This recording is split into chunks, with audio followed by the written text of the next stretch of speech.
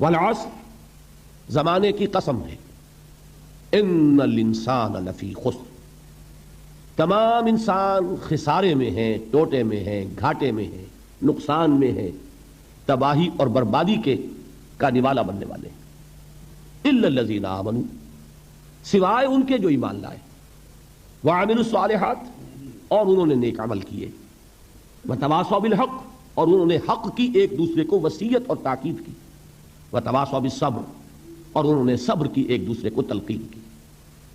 اب اس صورت کو اپنے ذہن میں رکھیے، مجھے کچھ تھوڑی سی ہچکچاہٹ یا رکاوٹ طبیعت میں محسوس ہو رہی ہے کہ اس سورہ مبارکہ کا میں نے بارہا درس دیا، ان کے متعدد کیسٹس موجود ہیں، خیال ہوتا ہے کہ ہو سکتا ہے آپ میں سے بہت سے حضرات نے وہ دروس سنے ہوں، ان کے لیے گویا کہ ایک تکرار ہو جائے گی۔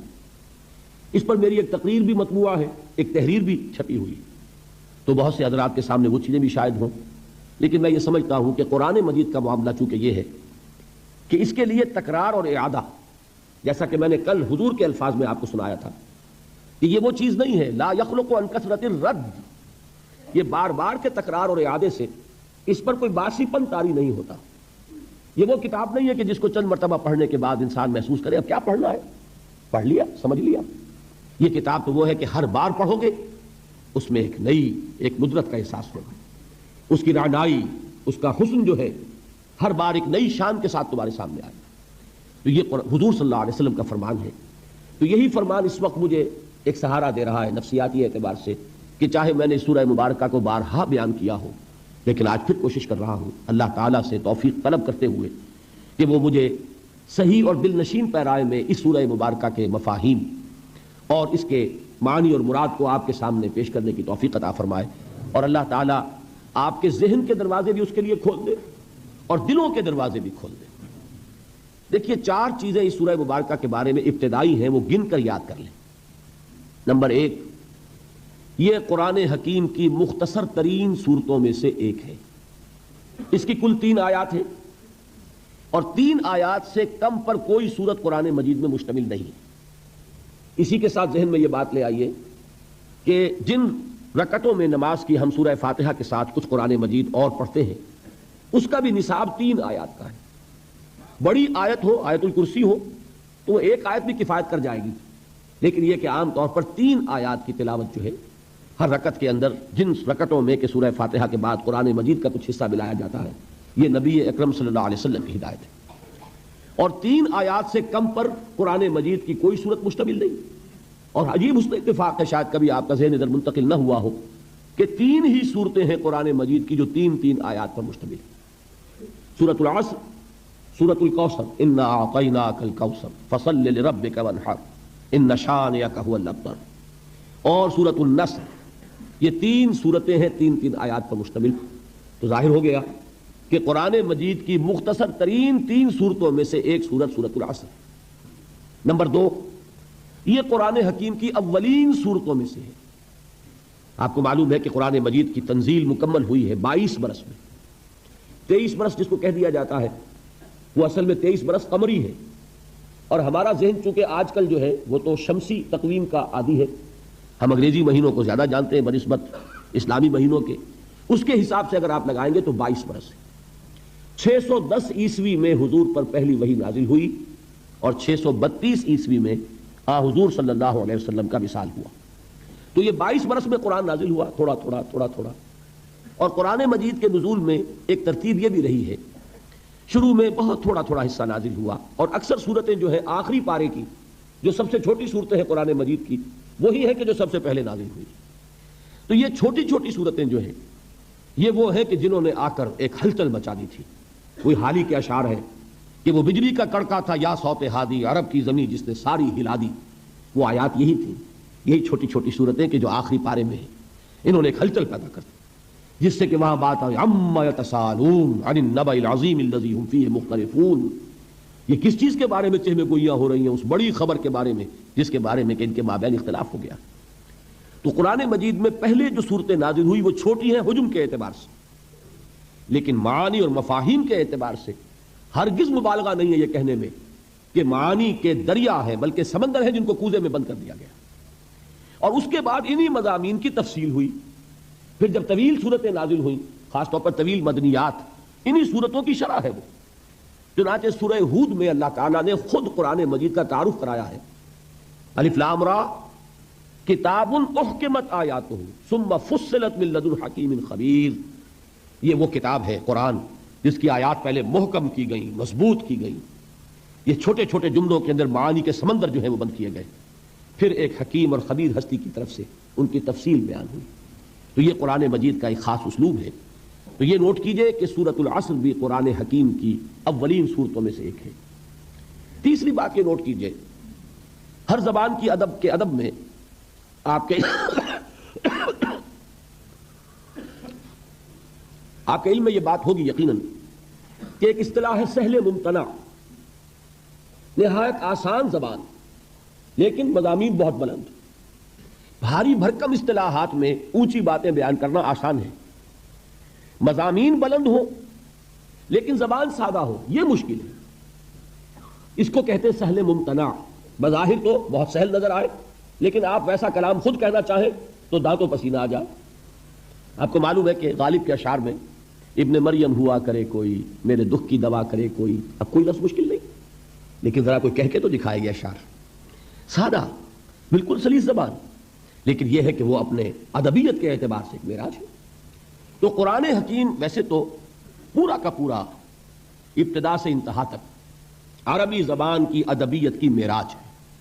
کل میں بیان کر چکا ہوں کہ اس کے اعجاز کا سب سے نمایاں پہلو اور سب سے اولین پہلو یہی تھا جس پر کہ اس نے چیلنج کیا ہے تحدی کے ساتھ کہ اگر تم مقابلہ کر سکتے ہو تو کرو، فاتو بسورۃ من مثلہ، لے آؤ ایک ہی صورت اس جیسی جس کا مقابلہ کوئی نہیں کر سکا، کوئی جھوٹ موٹ کو بھی میدان میں کھڑا نہیں ہو سکا کہ میں اس چیلنج کو قبول کرتا ہوں۔ تو قرآن مجید از ابتدا تا انتہا عربی ادب اس کا کلاسک ہے، یہ اس کا چوٹی کا، اس کی ایک معراج کا مقام رکھنے والا۔ لیکن اس میں بعض مواقع ایسے ہوتے ہیں جیسے میں نے سورۃ الرحمن کے بارے میں حضور کی حدیث کل سنائی، سورۃ الرحمن عروس القرآن، یہ قرآن کی دلہن ہے، اس میں صوتی آہنگ ہے، اس کا اپنا ایک میوزک ہے، اس کے اپنے اندر ایک غنا ہے، اس کے الفاظ کا ظاہری حسن ہے۔ اب یہ خصوصیت ہے سورہ رحمان۔ اسی طرح سہل ممتنع کے اعتبار سے قرآن مجید کی اہم ترین سورت سورۃ العصر ہے، اس میں کوئی لفظ مشکل نہیں، والعصر۔ دیکھیے عام اردو دان جو لوگ ہیں وہ بھی یہ الفاظ استعمال کرتے ہیں، ہم عصر الفاظ، ہم عصر اشخاص، کانٹمپریریز جو ایک زمانے میں رہتے ہو، ہم عصر، عصر حاضر، عصر رواں، سب بولتے ہیں الفاظ۔ عصر جدید، ان الانسان لفی خسر، انسان کا لفظ کون نہیں جانتا، خسر خسارہ یہ اردو کے اندر مستعمل ہے۔ ان الا الذین آمنوا، ایمان، عمل صالح، تواسی ذرا ایک تھوڑی سی بدلی ہوئی شکل ہے لیکن اردو میں وہ لفظ بھی مستعمل ہے، وصیت، وصیت سے تواسی بنا، باب تفاعل ہے، بالحق وتواصوا بالصبر، کوئی لفظ بھی ثقیل نہیں، کوئی بھاری بھرکم اصطلاح نہیں۔ لیکن جیسا کہ میں آپ حضرات کے سامنے کوشش کروں گا کہ اس کے مفاہیم کو کسی درجے میں بیان کروں، اندازہ ہوگا کہ یہ جہاں تک علم اور حکمت کی معراج کا تعلق ہے، فلسفہ اور فلسفے کے چوٹی کے مسائل وہ اس صورت میں موجود ہیں، لیکن یہ کہ کوئی لفظ بھاری نہیں، کوئی ثقیل نہیں۔ چوتھی چیز جو اہم ترین ہے اس سورہ مبارکہ کے بارے میں وہ یہ ہے کہ میرے نزدیک، یہ میں ایک بڑی بات کہہ رہا ہوں، کہنے کی جرات کر رہا ہوں، میرے نزدیک یہ قرآن مجید کی جامع ترین صورت ہے۔ میں نے اپنا ایکسپریشن بدل دیا، پہلے میں نے کہا تھا کہ یہ اولین صورتوں میں سے ایک ہے، مختصر ترین صورتوں میں سے ایک ہے۔ اب جو بات میں کہہ رہا ہوں یہ کہ جامع ترین صورت ہے قرآن حکیم۔ اس کی وجہ یہ ہے کہ قرآن ہے ہدی للناس، رہنمائی بن کر آیا ہے، ہدایت ہے۔ اس ہدایت کے راستے کو، صراط مستقیم کو جس قدر جامعیت کے ساتھ اس صورت نے بیان کیا ہے، قرآن مجید میں آپ دیکھیں گے ایمان کی بحث ہے، مکی صورتوں میں طویل مباحث ایمان کے، پھر اعمال صالحہ کی بحث، عبادات کی بحث، اخلاقیات کی بحث، معاملات کی بحث، یہ سب کیا ہے؟ عمل صالح کی تشریح۔ پھر تواصی بالحق، جہاد، امر بالمعروف نہی عن المنکر، یہ سب کیا ہے؟ یہ تواصی بالحق کی شرح ہے۔ قرآن مجید کے تمام مضامین کو جامع ترین صورت میں پیش کرنے والی صورت وہ سورۃ العصر ہے۔ اس کا احساس صحابہ کرام کو تھا، چنانچہ ہمیں ایک روایت ملتی ہے، کان الرجلان من اصحاب النبی صلی اللہ علیہ وسلم اذا التقیا لم يتفرقا حتی یقرأ احدہما علی الآخر سورۃ العصر ثم یسلم احدہما علی الآخر. حضور صلی اللہ علیہ وسلم کے صحابہ میں سے جب دو حضرات کی آپس میں ملاقات ہوتی تھی تو وہ اس وقت تک ایک دوسرے سے جدا نہیں ہوتے تھے جب تک کہ ایک دوسرے کو سورۃ العصر سنا نہیں لیتے تھے. پھر وہ ایک دوسرے کو سلام کرتے تھے اور ادا ہوتے تھے. اب آپ اندازہ کیجئے کیوں.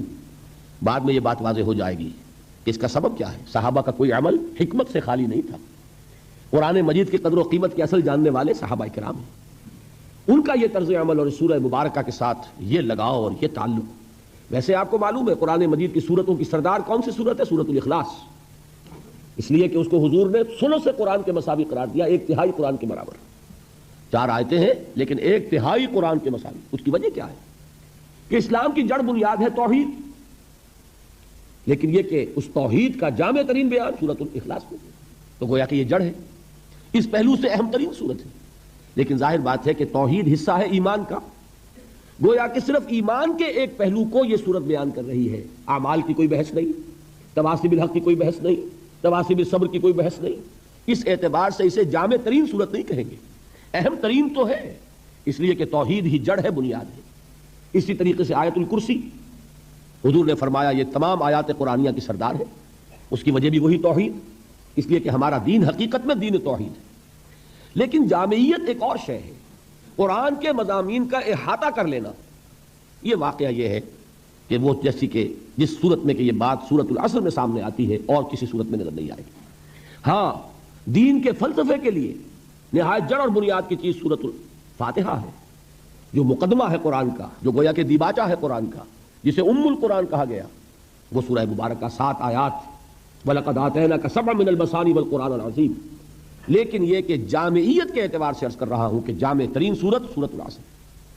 میں نے ایک تو صحابہ کرام کا عمل آپ کے سامنے رکھا، دوسرے امام شافعی رحمۃ اللہ علیہ کے 2 اقوال ملتے ہیں، وہ بھی آپ کو سنانا چاہتا ہوں. ایک قول تو ان کا بہت مشہور ہے، لو تدبر الناس هذه السورۃ لوسعتهم. اگر لوگ صرف اس ایک سورت پر تدبر کریں، غور کریں، اس کی گہرائیوں میں اترے تو یہ سورت ان کی ہدایت کے لیے کافی ہو جائے گی. ایک اور قول ہے امام شافعی رحمۃ اللہ علیہ کا، جو نقل کیا ہے مفتی محمد عبدہ نے اپنی تفسیر میں، کہ لو لم ينزل من القرآن سواها لکفت الناس. اگر قرآن مجید میں سے سوائے سورۃ العصر کے کوئی اور سورت نازل نہ ہوتی، کوئی اور حصہ نازل نہ ہوتا، تو یہ بھی لوگوں کی ہدایت کے لیے کافی تھی. اس سے اندازہ آپ کو ہو سکتا ہے کہ امام شافعی رحمۃ اللہ علیہ کے نزدیک اس سورہ مبارکہ کی کیا عظمت ہے. تو 4 چیزیں میں نے عرض کی ہیں، میں اس طور سے اب بیان کر رہا ہوں. ایک ہوتا ہے خطابت کا انداز، ایک ہے درس کا انداز. درس کہتے ہیں کسی چیز کو گھسنا، پھر مٹانا، پھر گھسنا. جیسے بچہ لکھتا ہے سلیٹ پر، پھر مٹاتا ہے، پھر لکھتا ہے، یہ درس ہے.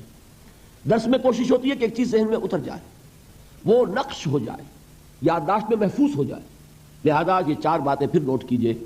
یہ قرآن مجید کی اولین صورتوں میں سے ہے، قرآن مجید کی مختصر ترین صورتوں میں سے ہے، سہل ممتنع کی سب سے اعلیٰ مثال ہے قرآن میں، اور نمبر 4 یہ جامع ترین صورتوں میں سے. صورت میں زمانے کی قسم اس بات پر کھائی گئی ہے کہ انسان بڑے خسارے میں ہے، اور اس خسارے سے صرف وہی لوگ بچے ہوئے ہیں جن کے اندر 4 صفتیں پائی جاتی ہیں. نمبر 1 ایمان، نمبر 2 عمل صالح، نمبر 3 ایک دوسرے کو حق کی نصیحت کرنا، نمبر 4 ایک دوسرے کو صبر کی تلقین کرنا. اب اس کے ایک ایک جز کو الگ لے کر اس پر غور کرنا چاہیے تاکہ اس ارشاد کا پورا مطلب واضح ہو جائے. جہاں تک قسم کا تعلق ہے، اس سے پہلے بارہا ہم اس بات کی وضاحت کر چکے ہیں کہ اللہ تعالیٰ نے مخلوقات میں سے کسی چیز کی قسم اس کی عظمت یا اس کے کمالات و عجائب کی بنا پر نہیں کھائی ہے، بلکہ اس بنا پر کھائی ہے کہ وہ اس بات پر دلالت کرتی ہے جسے ثابت کرنا مقصود ہے. بس زمانے کی قسم کا مطلب یہ ہے کہ زمانہ اس حقیقت پر گواہ ہے کہ انسان بڑے خسارے میں ہے، سوائے ان لوگوں کے جن میں یہ 4 صفتیں پائی جاتی ہوں. زمانے کا لفظ گزرے ہوئے زمانے کے لیے بھی استعمال ہوتا ہے اور گزرتے ہوئے زمانے کے لیے بھی، جس میں حال در حقیقت کسی لمبی مدت کا نام نہیں ہے. ہر آن گزر کر ماضی بنتی چلی جا رہی ہے اور ہر آن آ کر مستقبل کو حال اور جا کر حال کو ماضی بنا رہی ہے. یہاں چونکہ مطلقاً زمانے کی قسم کھائی گئی ہے، اس لیے دونوں طرح کے زمانے اس کے مفہوم میں شامل ہیں. گزرے ہوئے زمانے کی قسم کھانے کا مطلب یہ ہے کہ انسانی تاریخ اس بات پر شہادت دے رہی ہے کہ جو لوگ بھی ان صفات سے خالی تھے وہ بالآخر خسارے میں پڑ کر رہے. اور گزرتے ہوئے زمانے کی قسم کھانے کا مطلب سمجھنے کے لیے پہلے یہ بات اچھی طرح سمجھ لیجئے کہ جو زمانہ گزر رہا ہے وہ دراصل وہ وقت ہے جو ایک ایک شخص اور ایک ایک قوم کو دنیا میں کام کرنے کے لیے دیا گیا ہے۔ اس کی مثال اس وقت کی سی ہے جو امتحان گاہ میں طالب علم کو پرچے حل کرنے کے لیے دیا جاتا ہے۔ یہ وقت جس تیز رفتاری کے ساتھ گزر رہا ہے، اس کا اندازہ تھوڑی دیر کے لیے اپنی گھڑی میں سیکنڈ کی سوئی کو حرکت کرتے ہوئے دیکھنے سے آپ کو خود ہو جائے گا۔ حالانکہ ایک سیکنڈ بھی وقت کی بہت بڑی مقدار ہے۔ اسی ایک سیکنڈ میں روشنی 1,86,000 میل کا راستہ طے کر لیتی ہے، اور خدا کی خدائی میں بہت سی چیزیں ایسی بھی ہو سکتی ہیں جو اس سے بھی زیادہ تیز رفتار ہوں، خواہ وہ ابھی تک ہمارے علم میں نہ آئی ہوں۔ تاہم اگر وقت کے گزرنے کی رفتار وہی سمجھ لی جائے جو گھڑی میں سیکنڈ کے سوئی کے چلنے سے ہم کو نظر آتی ہے، اور اس بات پر غور کیا جائے کہ ہم جو کچھ بھی اچھا یا برا فعل کرتے ہیں اور جن کاموں میں بھی ہم مشغول رہتے ہیں، سب کچھ اس محدود مدت عمر ہی میں وقوع پذیر ہوتا ہے جو دنیا میں ہم کو کام کرنے کے لیے دی گئی ہے، تو ہمیں محسوس ہوتا ہے کہ ہمارا اصل سرمایہ تو یہی وقت ہے جو تیزی سے گزر رہا ہے۔ امام رازی نے کسی بزرگ کا قول نقل کیا ہے کہ میں نے سورہ عصر کا مطلب ایک برف فروش سے سمجھا جو بازار میں آواز لگا رہا تھا کہ رحم کرو اس شخص پر جس کا سرمایہ گھلا جا رہا ہے، رحم کرو اس شخص پر جس کا سرمایہ گھلا جا رہا ہے۔ اس کی یہ بات سن کر میں نے کہا، یہ ہے والعصر ان الانسان لفی خسر کا مطلب۔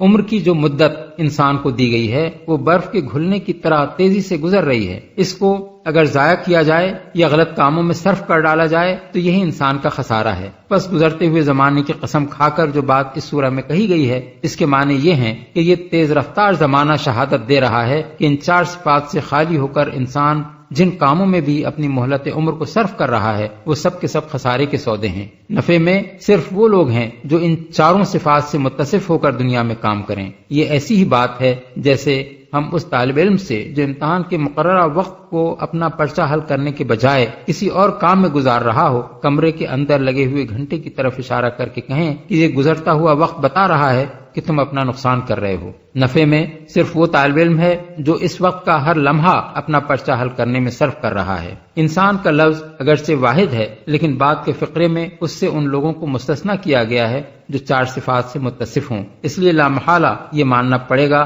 کہ یہاں لفظ انسان اس میں جنس کے طور پر استعمال کیا گیا ہے، اور اس کا اطلاق افراد، گروہوں، اقوام اور پوری نوع انسانی پر یکساں ہوتا ہے۔ بس یہ حکم کہ مذکورہ 4 صفات سے جو بھی خالی ہو وہ خسارے میں ہے ہر حالت میں ثابت ہوگا، خواہ ان سے خالی کوئی شخص ہو یا کوئی قوم یا دنیا بھر کے انسان۔ یہ بالکل ایسا ہی ہے جیسے ہم اگر یہ حکم لگائیں کہ زہر انسان کے لیے مہلک ہے تو اس کا مطلب یہ ہوگا کہ زہر بہرحال مہلک ہے، خواہ ایک فرد اس کو کھائے یا ایک پوری قوم یا ساری دنیا کے انسان مل کر اسے کھا جائیں۔ زہر کی مہلک خاصیت اپنی جگہ اٹل ہے، اس میں اس لحاظ سے کوئی فرق نہیں پڑتا کہ ایک شخص نے اس کو کھایا ہے یا ایک قوم نے اسے کھانے کا فیصلہ کیا ہے یا دنیا بھر کے انسانوں کا اجماع اس پر ہو گیا ہے کہ زہر کھانا چاہیے۔ ٹھیک اسی طرح یہ بات اپنی جگہ اٹل ہے کہ 4 مذکورہ بالا صفات سے خالی ہونا انسان کے لیے خسارے کا موجب ہے۔ اس قاعدہ کلیہ میں اس بات سے کوئی فرق نہیں پڑتا کہ کوئی ایک شخص ان سے خالی ہے یا کسی قوم نے یا دنیا بھر کے انسانوں نے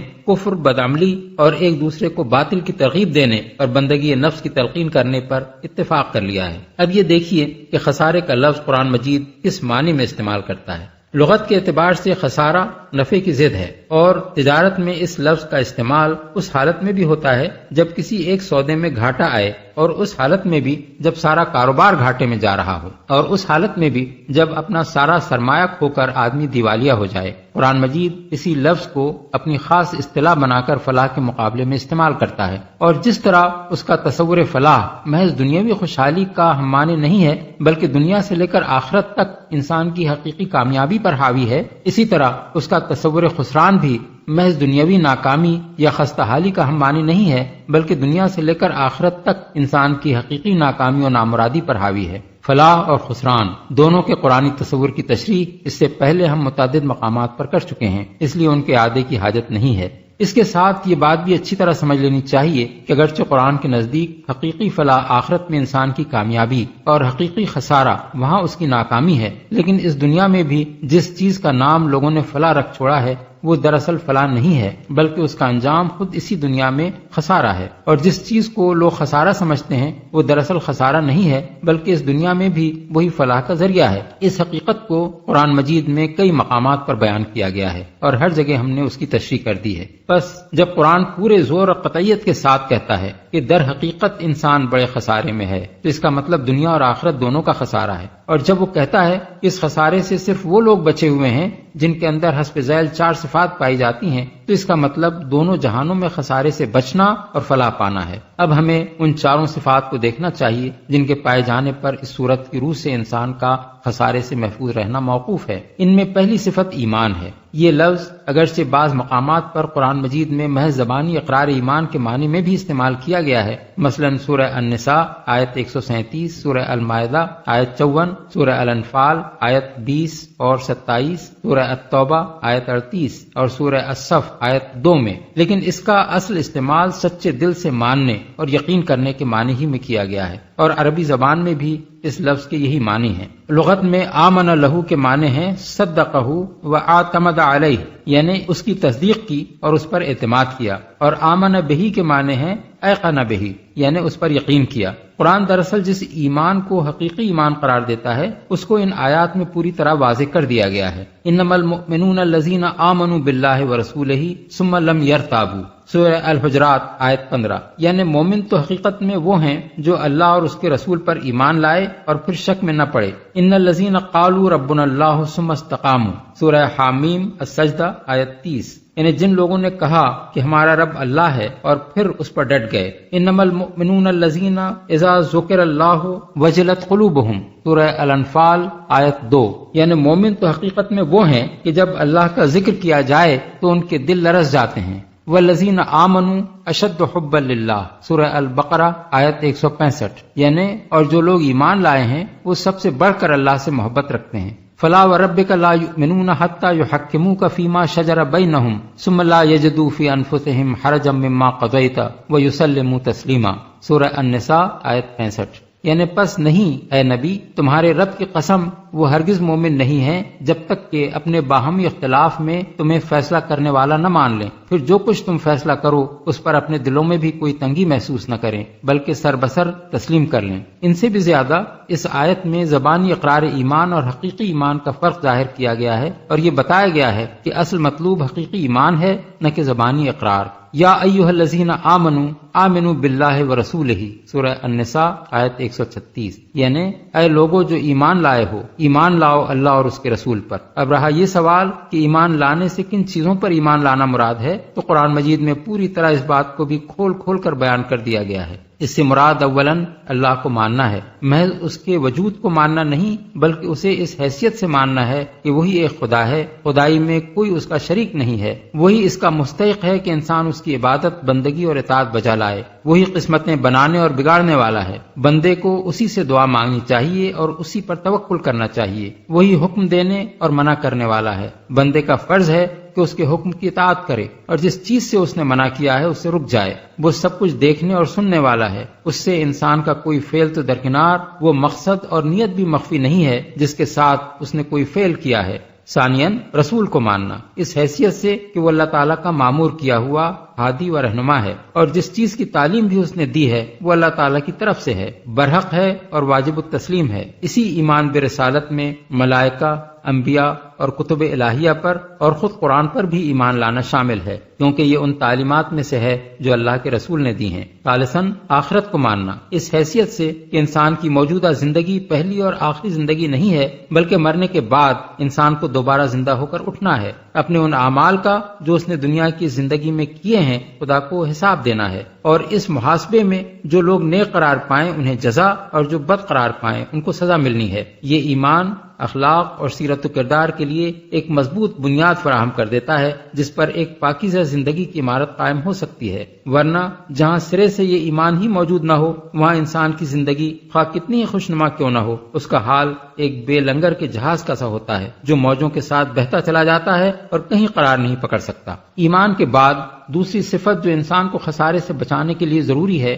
وہ صالحات یعنی نیک کاموں پر عمل کرنا ہے۔ صالحات کا لفظ تمام نیکیوں کا جامع ہے، جس سے نیکی اور بھلائی کی کوئی قسم چھوٹی نہیں رہ جاتی، لیکن قرآن کی روح سے کوئی عمل بھی اس وقت تک عمل صالح نہیں ہو سکتا جب تک اس کی جڑ میں ایمان موجود نہ ہو، اور وہ اس ہدایت کی پیروی میں نہ کیا جائے جو اللہ اور اس کے رسول نے دی ہے۔ اسی لیے قرآن مجید میں ہر جگہ عمل صالح سے پہلے ایمان کا ذکر کیا گیا ہے، اور اس سورہ میں بھی اس کا ذکر ایمان کے بعد ہی آیا ہے۔ کسی ایک جگہ بھی قرآن میں ایمان کے بغیر کسی عمل کو صالح نہیں کہا گیا ہے، اور نہ عمل بلا ایمان پر کسی اجر کی امید دلائی گئی ہے۔ دوسری طرف یہ بھی ایک حقیقت ہے کہ ایمان وہی معتبر اور مفید ہے جس کے صادق ہونے کا ثبوت انسان اپنے عمل سے پیش کرے، ورنہ ایمان بلا عمل صالح محض ایک دعویٰ ہے جس کی تردید آدمی خود ہی کر دیتا ہے جب وہ اس دعوے کے باوجود اللہ اور اس کے رسول کے بتائے ہوئے طریقے سے ہٹ کر چلتا ہے۔ ایمان اور عمل صالح کا تعلق بیج اور درخت کا سا ہے۔ جب تک بیج زمین میں نہ ہو کوئی درخت پیدا نہیں ہو سکتا،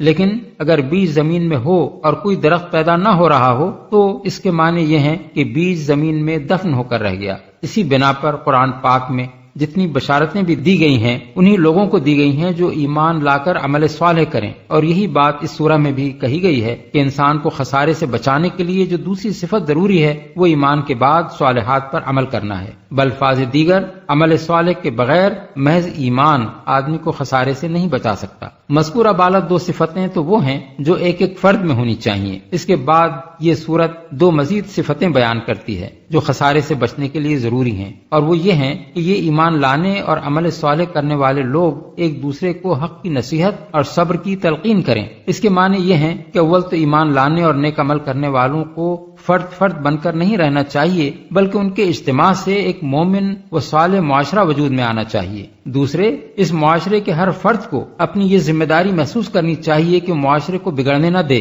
اس لیے اس کے تمام افراد پر یہ فرض عائد ہوتا ہے کہ وہ ایک دوسرے کو حق اور صبر کی تلقین کریں۔ حق کا لفظ باطل کی ضد ہے اور بالعموم یہ دو معنوں میں استعمال ہوتا ہے۔ ایک، صحیح اور سچی اور مطابق عدل و انصاف اور مطابق حقیقت بات، خواہ وہ عقیدہ و ایمان سے تعلق رکھتی ہو یا دنیا کے معاملات سے۔ دوسرے، وہ حق جس کا ادا کرنا انسان پر واجب ہو، خواہ وہ خدا کا حق ہو یا بندوں کا حق یا خود اپنے نفس کا حق۔ بس ایک دوسرے کو حق کی نصیحت کرنے کا مطلب یہ ہے کہ اہل ایمان کا یہ معاشرہ ایسا بے حس نہ ہو کہ اس میں باطل سر اٹھا رہا ہو اور حق کے خلاف کام کیے جا رہے ہوں مگر لوگ خاموشی کے ساتھ اس کا تماشا دیکھتے رہیں، بلکہ اس معاشرے میں یہ روح جاری و ساری رہے کہ جب اور جہاں بھی باطل سر اٹھائے کلمہ حق کہنے والے اس کے مقابلے میں اٹھ کھڑے ہوں، اور معاشرے کا ہر فرد صرف خود ہی حق پرستی اور راست بازی اور عدل و انصاف پر قائم رہنے اور حقداروں کے حقوق ادا کرنے پر اکتفا نہ کرے بلکہ دوسروں کو بھی اس طرز عمل کی نصیحت کرے۔ یہ وہ چیز ہے جو معاشرے کو اخلاقی زوال و انحطاط سے بچانے کی ضامن ہے۔ اگر یہ روح کسی معاشرے میں موجود نہ رہے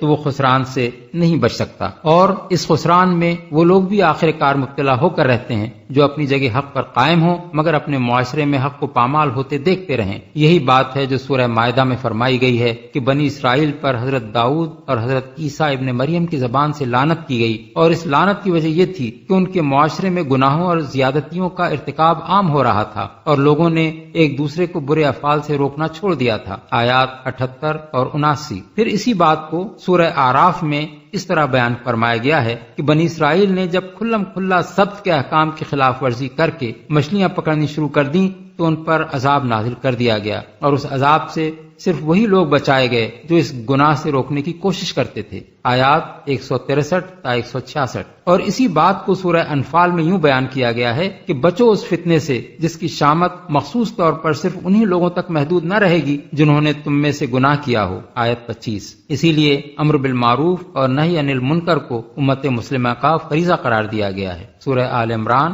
آیت 104۔ اور اس امت کو بہترین امت کہا گیا ہے جو یہ فریضہ انجام دے۔ سورہ آل عمران آیت 110۔ حق کی نصیحت کے ساتھ دوسری چیز جو اہل ایمان اور ان کے معاشرے کو خسارے سے بچانے کے لیے شرط لازم قرار دی گئی ہے وہ یہ ہے کہ اس معاشرے کے افراد ایک دوسرے کو صبر کی تلقین کرتے رہیں، یعنی حق کی پیروی اور اس کی حمایت میں جو مشکلات پیش آتی ہیں اور اس راہ میں جن تکالیف سے، جن مشقتوں سے، جن مصائب سے اور جن نقصانات اور محرومیوں سے انسان کو سابقہ پیش آتا ہے ان کے مقابلے میں وہ ایک دوسرے کو ثابت قدم رہنے کی تلقین کرتے رہیں۔ ان کا ہر فرد دوسرے کی ہمت بندھاتا رہے کہ وہ ان حالات کو صبر کے ساتھ برداشت کرے۔